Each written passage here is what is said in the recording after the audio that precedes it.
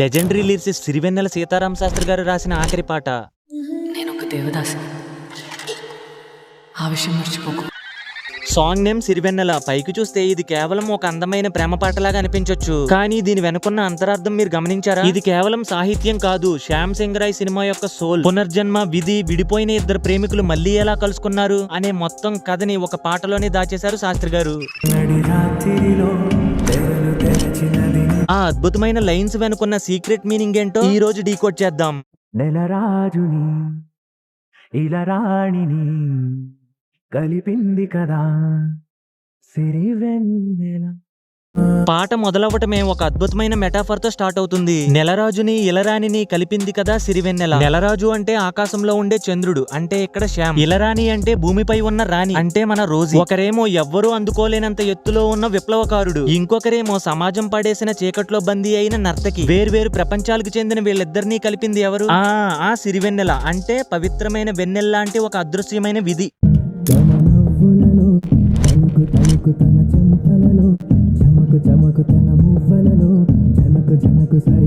శాస్త్రి గారి pen power ఏంటో ఇక్కడ తెలుస్తుంది. తన నవ్వుల్లో తలుకు, చంపల్లో చమకు, మువ్వల్లో జనకు. ఇవి కేవలం ప్రాస కోసం రాసిన పదాలు కాదు. ఒక నర్తకి నాట్యం చేస్తుంటే చూసేవాడికి ఎలాంటి అనుభూతి కలుగుతుందో ఆ లైని, ఆ గజ్జల చప్పుడిని కేవలం తన అక్షరాల శబ్దంతో మన కళ్ళ ముందు కట్టించారు శాస్త్రి గారు. నిజానికి ఇది మనం చదువుతుంటేనే బ్యాక్గ్రౌండ్ లో ఒక క్లాసిక్ బీట్ వినిపిస్తుంది.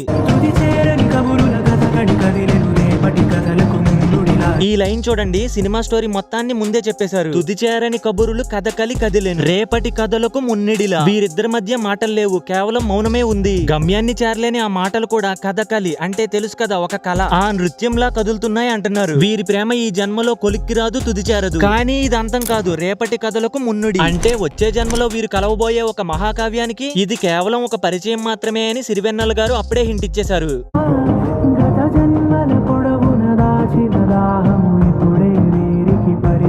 పాట చివరిలో వచ్చే ఈ లైను గత జన్మల పొడవున దాచిన దాహం, అంటే ఇది కేవలం ఈ జన్మలో కలిగిన ఆకర్షణ కాదు, ఎన్నో జన్మలుగా ఆత్మల్లో దాగి ఉన్న దాహం, అది ఇన్నాళ్లకు తీరింది అని చెప్తూ పాట ముగుస్తుంది. చాలా బాగా రాశారు కదా. ఒక సినిమా కోసం పాట రాయటం వేరు, కానీ ఒక సినిమా ఆత్మని, 2 జన్మల బంధాన్ని 4 నిమిషాల పాటలో బంధించడం ఒక్క సిరివెన్నెల సీతారామ శాస్త్రి గారికే సాధ్యం. అందుకే ఈ పాట ఎప్పటికీ అమరము.